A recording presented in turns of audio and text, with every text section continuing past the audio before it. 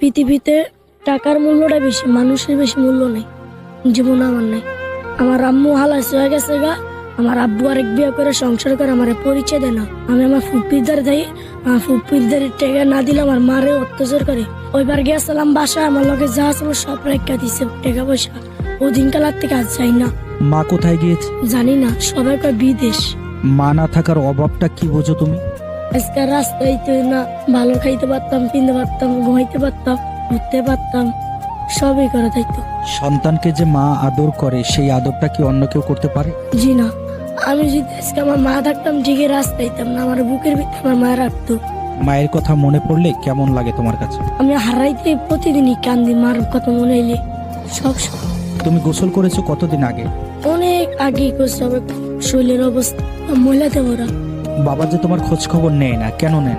আরেক বিয়ে করছে, আর আরেক ঘরের সন্তান আছে, নিজের 5টা রিস্ক আছে, গ্যারেজ আছে, আর সংসার দেয়, আঙুরের খোঁজ দেন আমার।